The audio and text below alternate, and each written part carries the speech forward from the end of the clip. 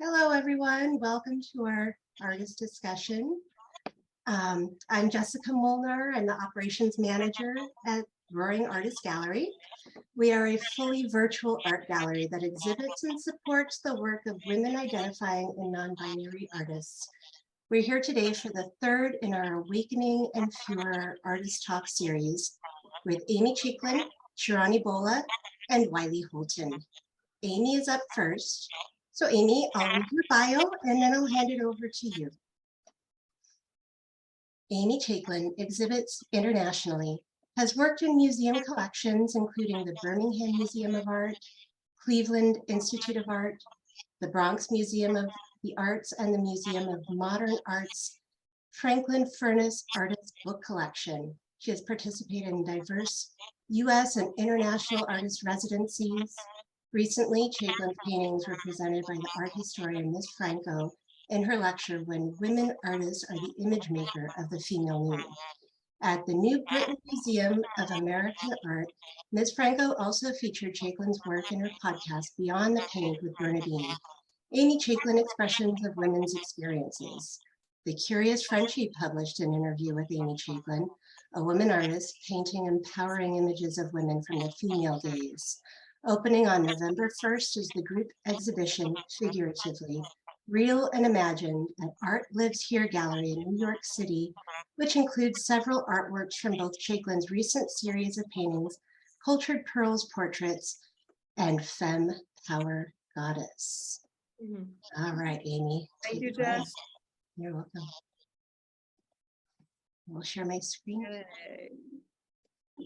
Thank you, Katie Bradford Osborne, for inviting me to give this artist talk today.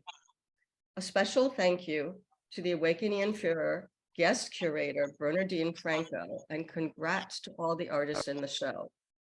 Much love to my parents, mother-in-law, family and friends, and sisterhood of artists that have chosen to listen today. Appreciation to Deborah Wasserman for great advice, and Jessica Molnar for tech support. Today, I choose to talk about my artwork in the larger context of feminist art. I will be presenting a selection of my paintings along with artworks by various other women artists that I have strong connection with and who inspire me as an artist. All the artworks presented are my own, except where I specify another artist's name and work. Sisterhood is powerful. Image number 1, Ready, Set, Lipstick, 2013. My entire art career and the theme I am expressing in my work is female sensuality. I am a woman artist portraying images of women from the female gaze. For my painting palette, I choose colorful and vibrant colors, especially pink. When I was a young artist in my 20s, my work was dismissed by many other women painters, many curators and galleries, because I painted with quote unquote women colors of reds, oranges, and pinks. It was only recently during the Women's March in 2017 that the color pink took on a stronger meaning when the world looked at photographs of thousands of women wearing pink pussy hats, marching all over the world for women's rights. Ready, Set, Lipstick 2013 is imbued with my hot pinks and red colors, which for me represent both joy and fierceness. Image 2, Goddess Venus 2005.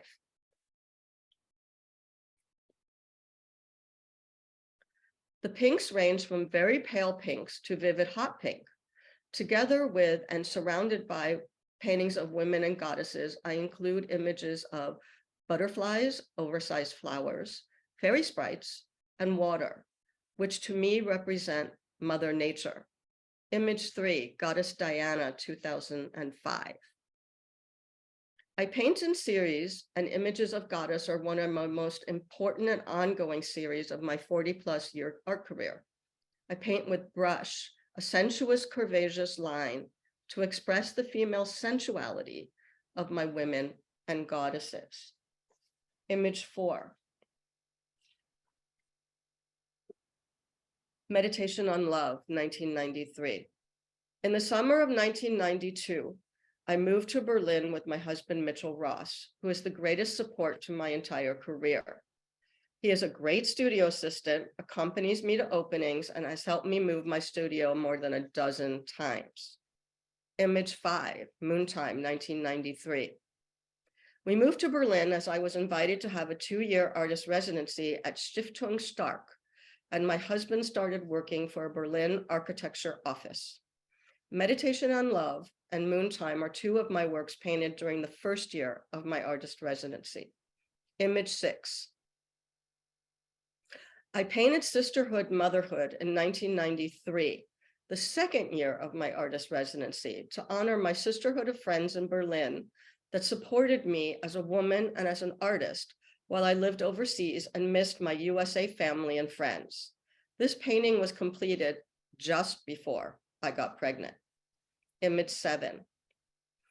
Once I was pregnant, I could not tolerate the smells of oil paint and thinners, and I painted for the next year only with water-based paints on colored papers, such as Ultrasound Goddess 1994 and Image 8, Princess and the Pea 1994. Image 9. During the second year of my residency, the Berlin curator Dodo Stanich invited me to exhibit my work at the Galerie am Saubau Kunst ab Neukölln the following year. This work, Me and Monique 1994, was included in that show. Image 10, Pink is for Girls 1995. I was a few months pregnant when Miss Stanish invited me to have a 2-person exhibition along with Stevi Gagon, a Turkish woman painter who was also living in Berlin.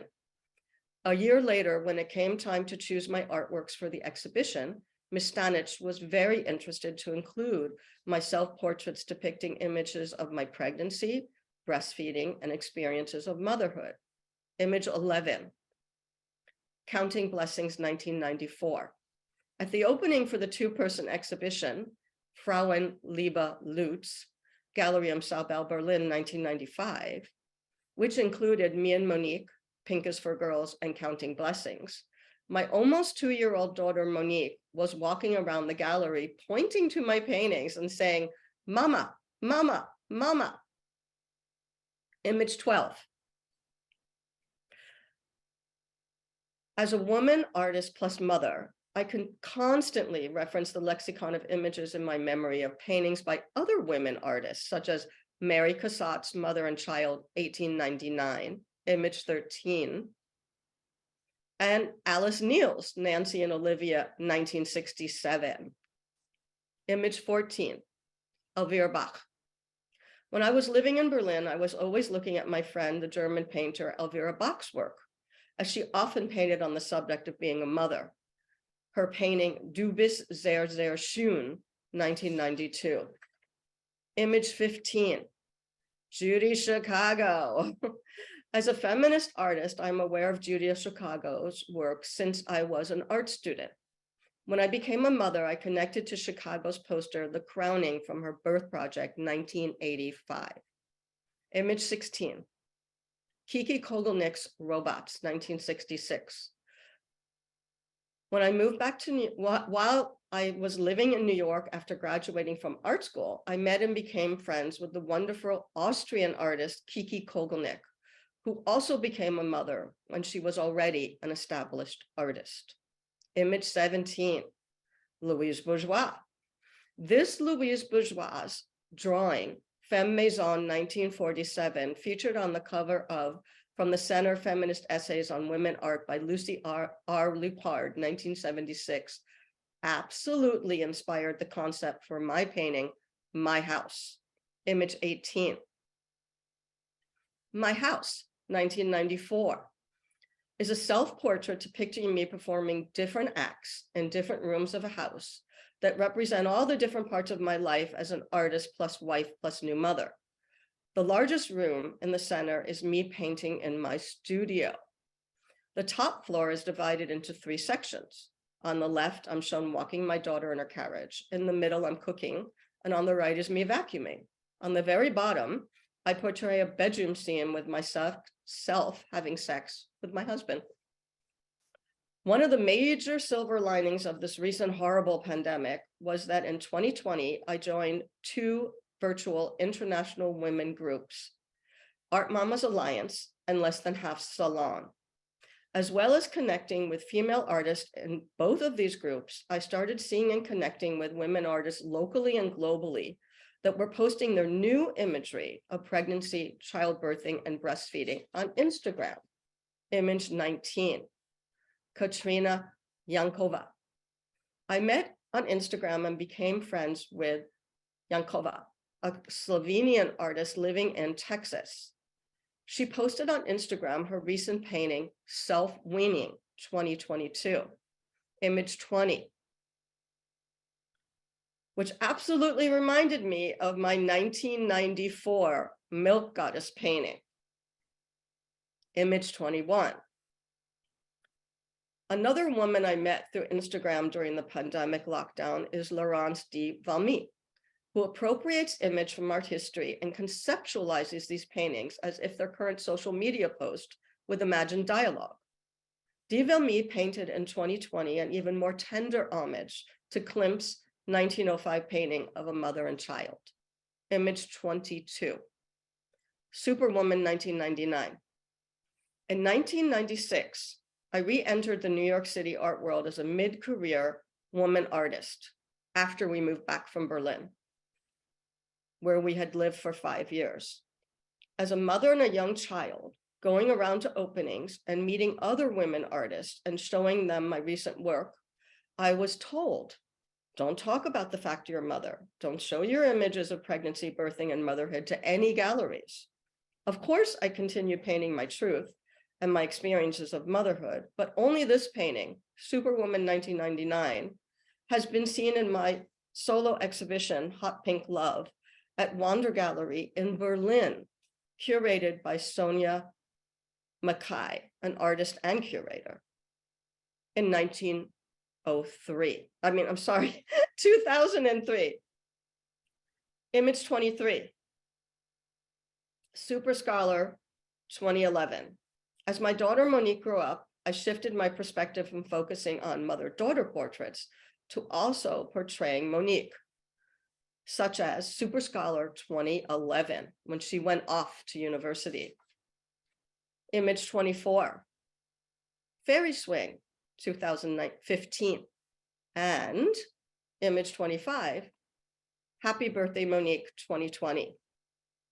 Image 26, my sisterhood of women artisans have enriched my experience as a woman and a painter. I greatly admire Emma Amos's portrait of her daughter India, an Afghan, 1997. Image 27, and the Dutch artist Marlene Franken's 2022 portrait of her daughter Brit, sitting in front of a photo of Franken's holding her other daughter Liv as a baby. Image 28.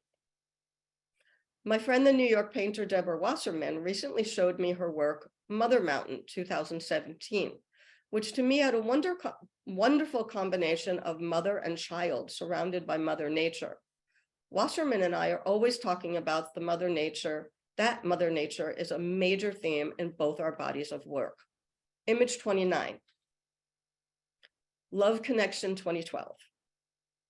The next 2 paintings are on my signature pink paper depicting mother and daughter portraits.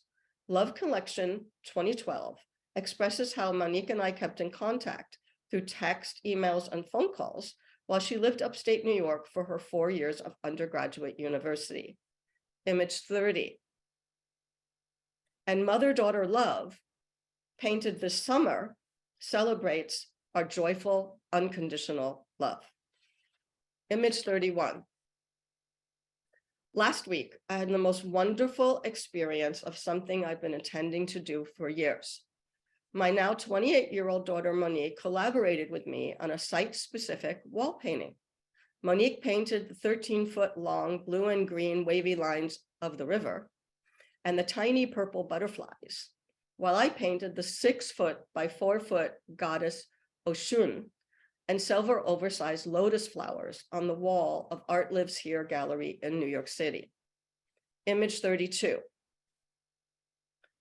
This is an installation photo of my work included in the Figurative Real and Imagine group exhibition. 3 of my framed works on paper are also included on the long hallway on either side of the central figure of goddess Oshun, painted directly on the wall. Image 33. Goddess Freya, 2019, and image 34, she's sending water to wildfires, Goddess Kali 2020, are to the left of Goddess Oshun. And image 35, Simone Lee in Harlem and her Community of Women Artists 2017 is to the right of the wall painting.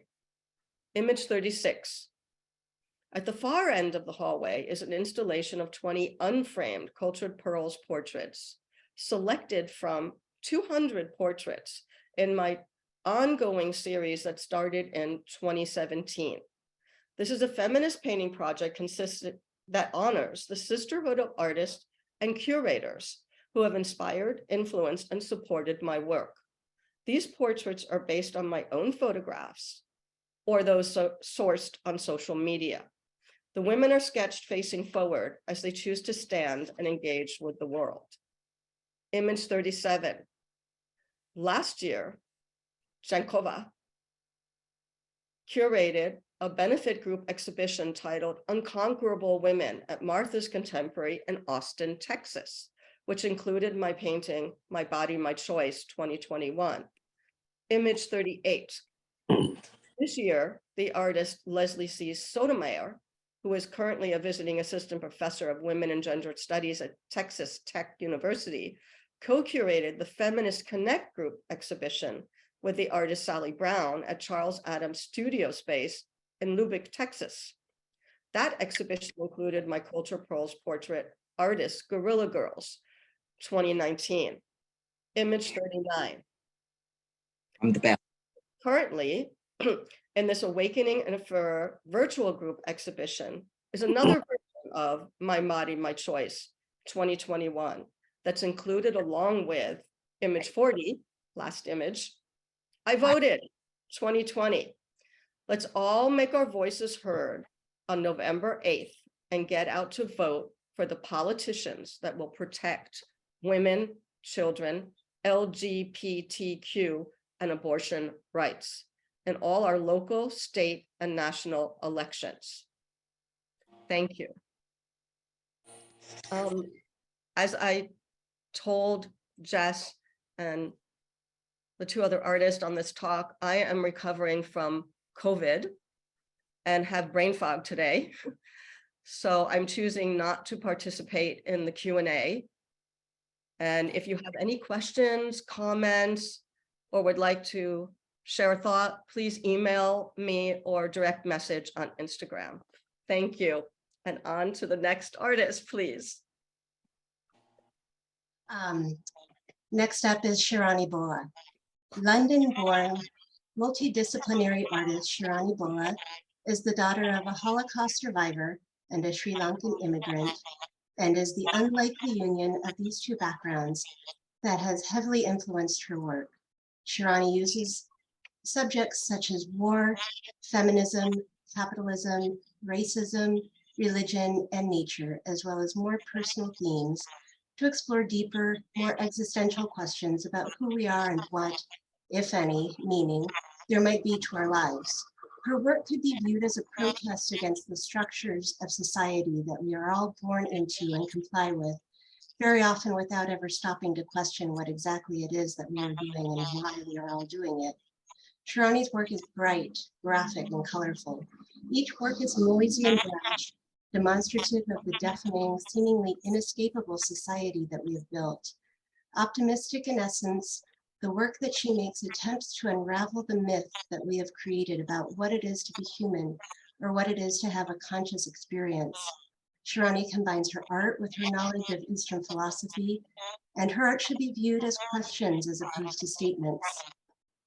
These questions are the questions she believes we often miss as we go about our everyday lives, but they are always there somewhere in the back of our minds, screaming at us. It is the effort to push down these questions that leads to inner and outer suffering. So her hope is that by creating these prompts to question within her art, she will relinquish some of the world's suffering. Shirani has exhibited in London and been featured in publications across the UK and Ireland. She currently lives on the west coast of Ireland with her husband and two young daughters. All right, Shirani, take it away. Thanks so much, Jessica. Thank you. And I just have to say, I relate so much to Amy's talk. I've a nearly 2-year-old daughter at the moment, and a 5-year-old as well. So I felt like I was listening to somebody who had walked the path that I'm attempting to walk. Just really had shivers listening to you speak. You know, my husband's literally just walked in as I was about to talk to get the bottle for the baby. It's like, I really, that life that we live as women artists, mother artists, it's so unique. So yeah, thank you, Amy. I really adored listening to you. And thank you to Jess, thank you to Katie and everyone at Roaring Artists for having me. I'm so honoured to be here and to be speaking a little bit about my work. And thanks so much to everybody who's come to join us as well.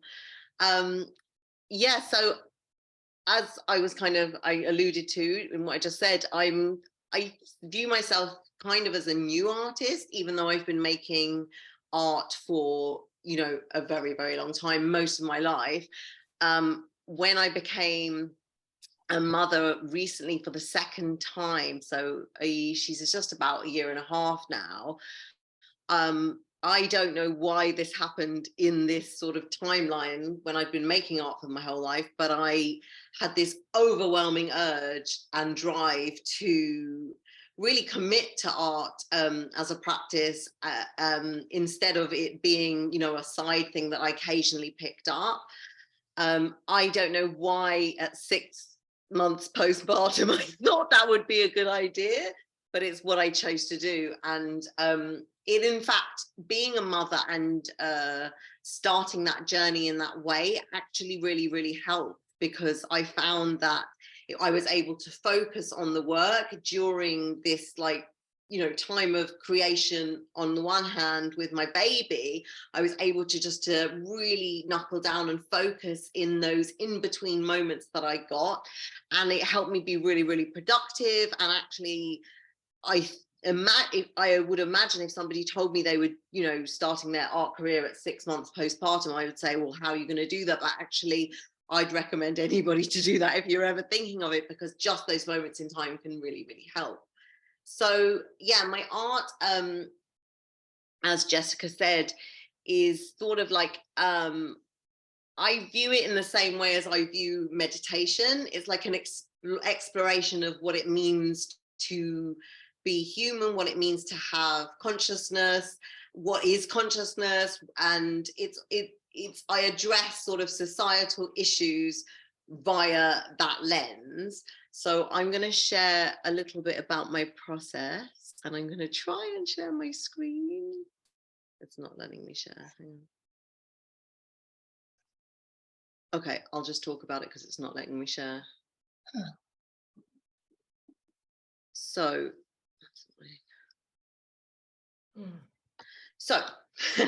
this is going to be actually have to be a description now. So I start my painting process from a very abstract place.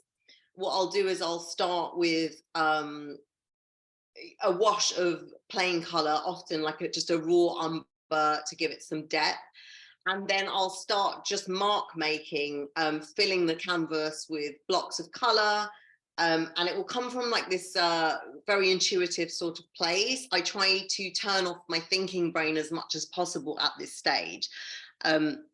So I see this kind of, the marks are sort of like articulating the space around me in the same way that sort of, you know, when you do a meditation, I don't know if anybody listening has meditated before, but when you do and you sit and you close your eyes, you know, the light, the sound, the bodily awareness, they sort of articulate the space around you, and you lose this sort of concept of like yourself as a person, as you know, you're the shape of your body. You just start to get this sort of you know, images, not images, but senses of feelings of things around you. And that's sort of where I start my paintings from. So often I'll have these sort of big blobs of color here, there, and everywhere, and I'll have lines, and I'll have all sorts of different marks that haven't really been consciously thought out. So like a meditation, I try to sort of do that from a place of flow rather than like any sort of thinking coming into it. And this, like what Amy was saying about color, I use so much color in my work. It's funny that we were like ended up in the same talk, but I use so much color, and it's really, really intentional in my work to use big, brash, bright colors. Yes, as Jessica said, for the idea that, you know, in one way it's representative of the sort of brashness of life, of all the things that are coming towards us, you know, all of the noise, all of the information, all of the feelings. In one sense, that's what it represents. In another sense, it's also a way to decolonize my practice as a part Sri Lankan woman. You know, color in the Western world traditionally is seen, not so much actually for women, but, you know, traditionally it's seen as not serious, and it's seen as whimsical or fun. And I'll often get comments like that. You know, initially with my work, often people will say to me, oh gosh, that's such a fun piece. And, you know, a lot of my work is about the Holocaust and my family that were murdered and all these really, really serious subjects. And it's just so funny that because I depict it in bright colors, you know, the way that we view it in the West is, oh, well, that's fun, and that's, you know, something really, you know, joyful. There's a seriousness that's taken away, which I find really, really interesting. And I, you know, it drives me to use more color.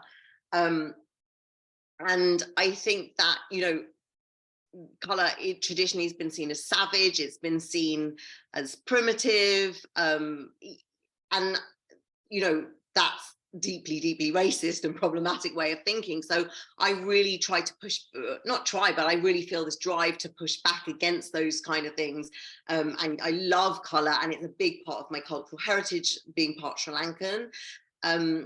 And, you know, it's a big part of art in those places that in the West, we've just tended to dismiss. So, yeah, I use a lot of color, especially at this stage of the painting. And then once I've sort of filled the whole canvas, I have this, I might have a word come to me, or a poem, a piece of writing. And normally it's a feeling about something, and I won't fully explore it. I'll just kind of have that in my mind. And sometimes, you know, I'll then start to explore what that is, or sometimes I'll carry on more with the abstract and leave it pretty abstract. Or sometimes I start to add, which often happens. I've got a piece in, I was going to talk about it, we can't see it, but I'll talk about it anyway. Yeah, so I'll add more constructed images. So the piece that I've got currently showing with Warring Artists Gallery is a piece called Shot the Pain Away. And that is sort of an explosion of color in the background. And then I have these images of, there's an image in, you can go to the gallery, I think, afterwards and see it if you're interested, but there's an image of a woman sort of crying in the middle, and there's like a Nike sign, but instead of Nike, it's, there, thank you. Oh, amazing. So there it is. So yeah, so instead of the Nike sign, there's the pain sign. That unicorn there is from another fast fashion brand that we have over here. I don't know whether you have it where you are, but a Pretty Little Thing, which is like #1 sort of destroying the planet fast fashion brand. So this painting here that I created was, so you can see, actually, I'll just go back a bit on what I'm talking about, but you can see there in the background, right? So all of the sort of mark making, the splashes of color, and then on top there I have, you know, the more defined images. And this work is, this was an exploration of how you know, I noticed this tendency in myself, for example, if I was feeling bad about something, or, you know, in the depths of postpartum, your body image often goes out the window, for example. And you know, I felt this urge in myself to go online and shop, go online and buy something. And I really started to wonder, what is that? Like, what am I doing with that? And I started to sort of consider the idea about, you know, when we use fast fashion, is it a way of numbing ourselves, the parts of ourselves that feel painful? And then further than that, I explored this idea that, you know, we're trying to create this sense of happiness inside ourselves. We're trying to create this sense of fulfillment, but actually that moment is so fleeting that we create. We'll buy the shoes or we'll buy the dress, whatever it is, and we'll be like, yeah, for like 5 minutes, and, you know, either the dress will break if it's like, you know, crappy fashion, fast fashion, or, you know, it's not that long till you're onto the next thing. You need the next hit. So I started to explore that kind of idea of this up and down thing that we do to ourselves. And then I thought about, you know, particularly where my family is from in Sri Lanka, there's lots and lots of sweatshops. And I was thinking about how silent that violence that we create is, that, you know, we can often dismiss that as, well, not even dismiss, we can often not think about that, right? So we're not thinking about those people in Sri Lanka when we're shopping for our latest pair of trainers. And even myself with that heritage, you know, that's something that I've shopped in fast fashion places. So I was wondering about that and thinking that we seem to be okay perpetuating that in the world, how the planet's getting destroyed. That all seems to be kind of fine with us if we feel all right for this moment. But then we're left afterwards with this feeling of real emptiness. You know, that didn't do anything. Like that dress, those shoes, that didn't do anything. It didn't change anything inside us. So we've tried to like fix it in the way that maybe, you know, you take a drug or something like that. So, and then from there, I was thinking about the idea that, you know, bringing it back to this idea of meditation, this idea of spirituality, that if in fact, you know, we're all supposed to be this one thing. You know, you hear this a lot in philosophy and spiritual texts, that we are all one. Well, you know, what does that mean? Are we're the same energy, we're the same God? But I thought, if you choose to believe that, when we are doing this kind of fast fashion shopping that actually isn't really helping us in any way, is it in fact sort of a type of self-harm? Is it a way that we are like numbing that pain of existence itself, that idea of, you know, that unbelievable truth that like this planet could end, that our life will end, you know? So that's kind of what the painting was about. I start from this very, very point of feeling, as I say, and I end up with this sort of philosophical question. And it's the questions, as Jessica said in the introduction, that I'm interested in. Like, I'm interested in having those discussions, and I'm interested in art that holds those discussions, not that necessarily like dictates anything or any ideas. It's like I'm always asking the why within my art.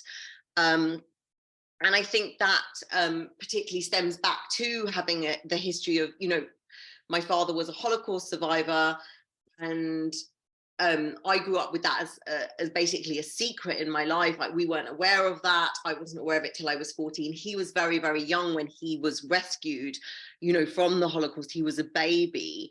So I grew up in a really unusual situation with this heavy, heavy question over our heads. And it set me on this kind of path of questioning. Sorry, I can just hear my daughter coming in. This question of sort of discovery, or this question of, well, what is it we're all doing here? You know, I was very, very young when I started asking those questions. And that's, sorry, I think you can hear my child. That's what my art is about. It's a question about this society that we've created. You know, when you're confronted at an early age with, you know, this story that your family has been murdered in the Holocaust, which, you know, many people that they've had that story, you know, but when you're confronted like I was, it set me on this path of that you automatically, you don't know why, you know, there's such a futility in like that, you feel so far removed from it, and yet there's such a big question hanging over you, you know. So my art is really exploring that. What's the point of all of this, you know, really at the basic level, what is the point of it? We've created this society, you know, and that we're born into it, and we don't ask those questions. We don't ask, you know, well, why are we doing this? And we all have these different struggles and different things that we go through, you know, like there's a lot of art I've made, like Amy was talking about, you know, about abortion rights over here in Ireland. We had the Repeal the 8th movement. That was one of the first pieces I did, like on a big scale, was a piece for that. And we're constantly having these battles, you know, for rights, for human rights, for this, for that, but we never ask why, how it starts. You know, we're born, we're inducted into some sort of search for something, and we don't ask ourselves what that is, and nobody seems to have that answer. So we are born, we go to school, they tell you if you go to school you will get this good job, and we get that job, and then they say when you get this job you'll get promoted, and then you'll be really there, you know, and then you get promoted and you've got all this money, and then you're still not there, and they're like, oh yeah, but when you get this car then you'll be there, and then you get that car and then you're not quite there, you know. So that's the journey and the search that I'm really interested in exploring via my art. And I wish I could show you some more pieces, but I should have worked that out before with Jessica. But yeah, so I think that's basically all I wanted to say. I think I've probably spoken for enough time. Have I, Jessica? I can't. Have I taken up all the time? Well, if you want to take questions and comments, we can do that. Yeah, great. Okay. I don't know if anyone has any questions.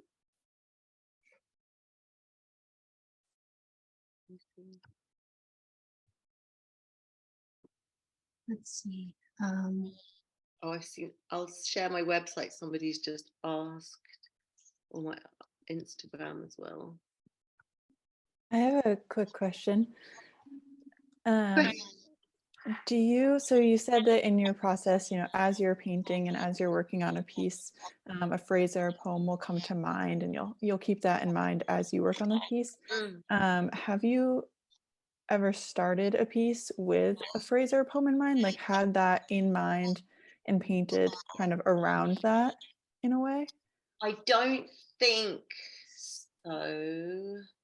And if I have, I don't feel like they end up very good. Like I feel like I feel like I become too contrived then. If I'm trying to do something. My best pieces always come out of like feeling and instinct. And whenever I go against that, it just becomes too contrived. And I feel like when I have something, I think I probably tried to do that and then abandoned it, you know. So what I consciously do now is I'll think of, say it is, I can, you know, when you create, you've got that feeling, haven't you? It's like, so a line maybe will come to me that I'm like, that I'll know it's a poem, but I almost don't open the box. It's like, okay, I'm not going to go there.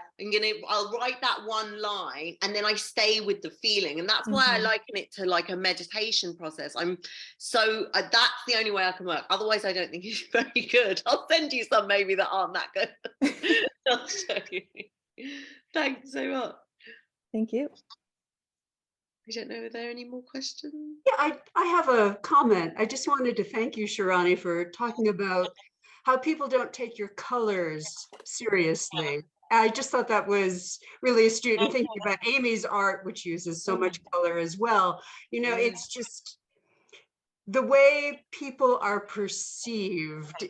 It's like often the easiest, most cliched way of perceiving is the default. And it's a shame, and I'm glad you insist on using colors as you see fit, because there's so much profundity and message in colors. So thank you.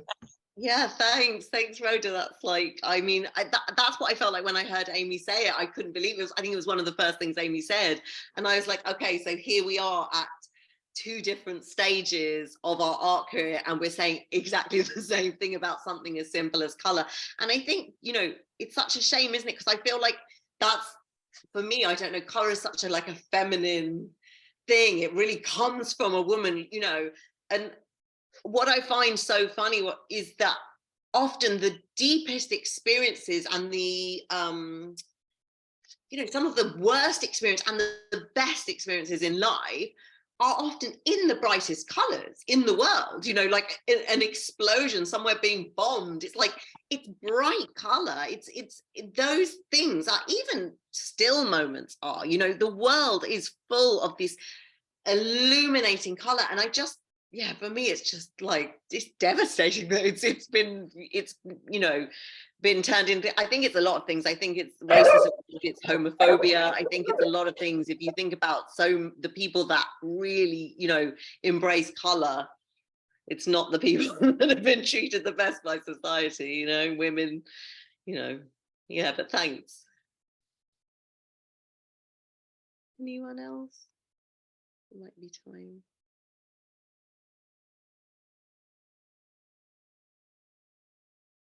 Thanks so much. Thanks so much for having me, and thanks so much for listening. And I'm sorry my slides were so useless. You only got to see one, but thanks so much. I think you're muted again, Jessica. Thank you, Shirani. Your work is very powerful.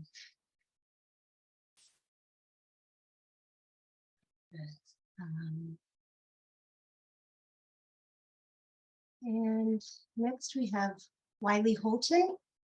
Wiley is a Boston-based abstract artist whose work is an exploration of geometry, color theory, and mental health. She has worked in oil, acrylic, graphite, printmaking, clay, and wood. Born in Boston in 1997, Wiley graduated with distinction from Colby College with a major in studio art and a minor in mathematics. She received the President's Purchase Prize for her painting, Circumferences of the Void, featured in the Colby College Senior Capstone Exhibition in 2019. This piece remains in the permanent collection of the Colby College Museum of Art. Wiley Holton's kaleidoscope paintings articulate the chaos and anxiety and depression that stem from her ADHD, and in depicting how her brain feels and functions, challenge the misconceptions and generalizations that people attach to this neurological disorder and mental illness in general. Wiley, take it away. Amazing. Thank you for having me. And thank you, Shirani and Amy, for your wonderful talks before me. I'm going to attempt to share my screen as well. Is it working? Okay, awesome. All right. So I want to start by talking about where my work started, where this style of painting, this painting behind the title screen here is called Only Time Will Tell, and it is part of the Awakening in Furor exhibition. And so where this style started back when I was still in college, I was kind of teasing out ways to combine my love of math and my love of art. And as just mentioned, I do have ADHD, which for me shows up in terms of, you know, of course, how I think and how my brain processes things differently. And I've found that neurodivergences like ADHD and autism, they really they show up differently in women, which is a lot of the time not what research on those disorders has focused on. Usually they're focused on boys and men. So getting diagnoses for women is a lot harder. So I was focusing on ways to have my brain, the processes of my brain come through in my work. So I started out with these pieces back in 2018, and I felt like I was getting on the right track, having a lot of kind of overwhelming colors in the piece on the left. You can see it's not very cleanly executed, but the colors, I really was going for something overwhelming. And then I also stumbled upon creating a piece with just graphite on a black acrylic background, which you can see on the right there. And they're very different visually, but I felt like they kind of got the same message across. And so here I have my piece that just mentioned is in the Colby College Museum permanent collection still. This is my senior thesis piece. Circumferences of the Void. And the statement that went along with that piece, you can read yourself over on the left there. But in terms of my process for creating this piece and the pieces in the slide before, I use a drawing compass and protractor to get all of those concentric circles and measure out all of the shapes in these kaleidoscopes. And I found that kaleidoscopes were the best way for me to portray my brain and how it works because of the organization and the kind of categorical way that you can go about looking at kaleidoscopes and the shapes. Everything has its place, and it also is a mathematical structure as well. So that really appealed to both sides of my brain and made a lot of sense to me. So here I have a little video of the process, of course, sped up. So, you know, something like this, I believe it was maybe like 2 hours of work shown in 40 seconds. So it's definitely a labor intensive process, but that's also what I love about it. And a lot of people are like, well, you have ADHD. How can you, like, how does this work for you to have such a tedious process? But that's also another misconception about ADHD is it's not just an inability to focus, it's an inability to kind of decide where your focus is going to go. So I can be very focused on my work, and then like the exact opposite on other things. It's not really an active choice like it can be for other people. So in those other pieces I showed, I was really focusing on just plain graphite on black background. But this piece, I wouldn't say it if it wasn't true, from 2019. I wanted to kind of play more with color and harken back to that original piece that kind of started it all back in 2018. So this piece has colored pencil on an acrylic background.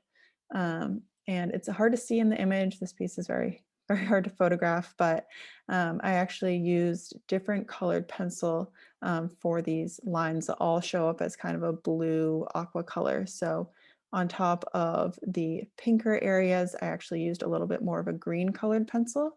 And then on top of the orange areas, more of a blue colored pencil. And I wanted them to look like the same color from far away or from an image. And then when you look at them up close, you can see the difference. So I really wanted to play with our sense of reality and not knowing really what is true and can we really trust our intuition. So this next piece, Not in My Body, is another piece of mine that is in the Awakening in Furor exhibition. And this piece is very special to me because it really encapsulates the anxiety that comes along with my ADHD. And a lot of people talk about fight or flight reactions when they're in a stressful situation. But I really resonate with the phrase freeze. So instead of fight or flight, I freeze in stressful, anxiety producing situations.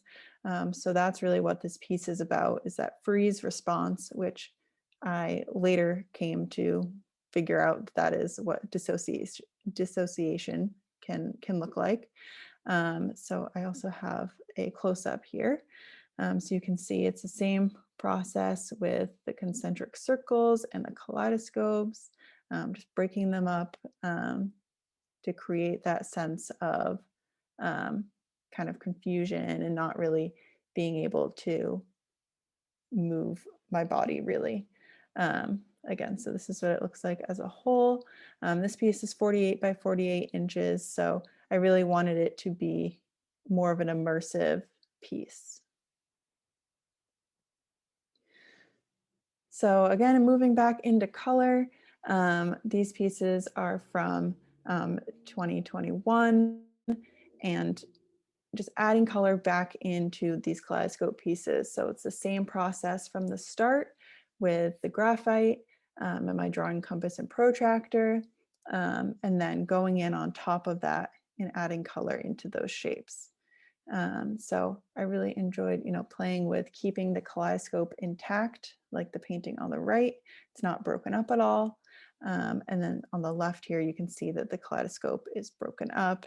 It's much more chaotic, but still, visually pleasing with the colors. So here we have Only Time Will Tell. Again, this piece is also in the exhibit. This one is acrylic paint and then graphite on top. And something that I've come to really love about graphite is how it shows up differently on different background colors and in different lighting.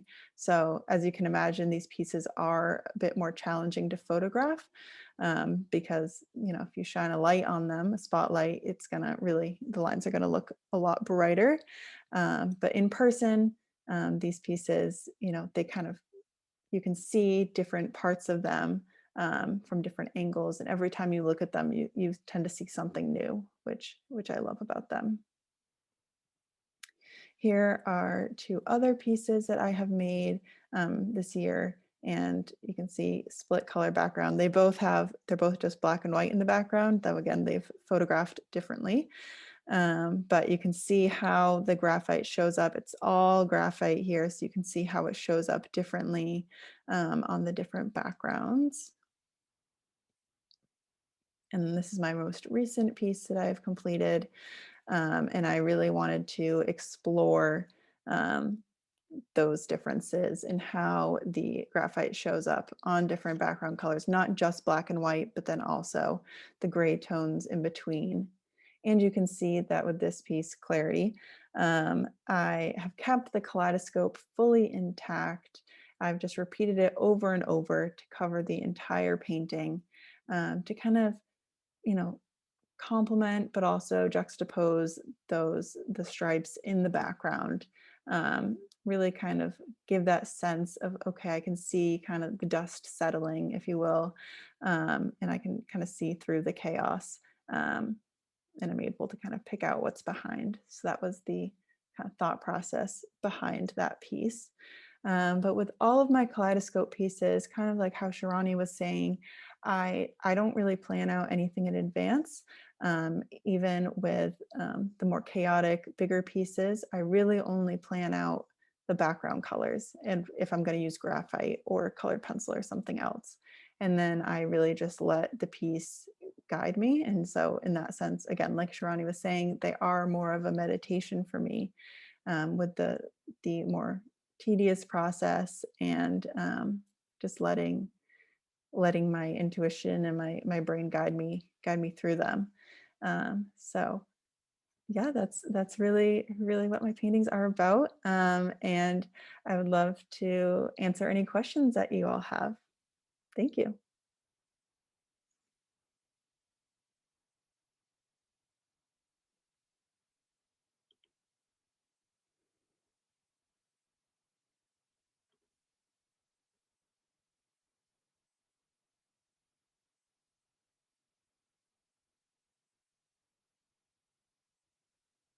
Jess, you're muted again. Thanks. There's a question in the chat for you.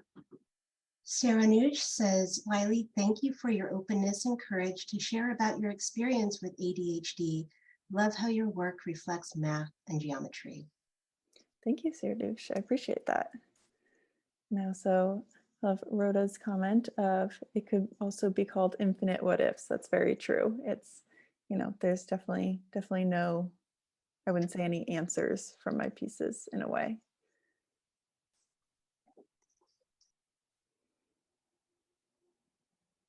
Wiley, hi. I thought it was really interesting. I forget, sorry, the title of the sort of very diffuse pink painting that you did. Do you ever, with your very precise things, do you ever have an impulse to just go and just kind of like completely lose control? Or do you find great comfort in the beautiful precision that you manifest in your art? I definitely find a lot of comfort in the precision. It's kind of my way of calming myself and regulating my emotions and such. But I do sometimes wish that I had that ability to just kind of be a little crazier. And so that's something that I try and work on outside of those pieces.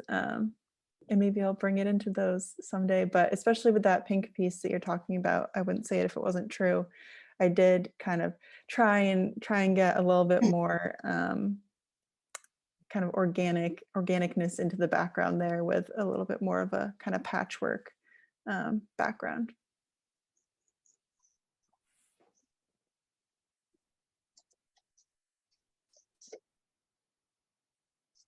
Yeah, that was beautiful work and, lovely deep dive into your process. Thank you for sharing. Thank you. So if there are no more questions or comments for any of our artists, we'll just go ahead and wrap it up. I want to thank all of our artists, Amy and Shirani and Wiley. Thank you so much for being here. This was really lovely. Thank you everybody who showed up live. Thank you everybody who is watching the replay. And don't forget, you can sign up for our YouTube channel. You can sign up for our newsletter so you will always know when we have more artist talks, and we will see you next time. Thank you.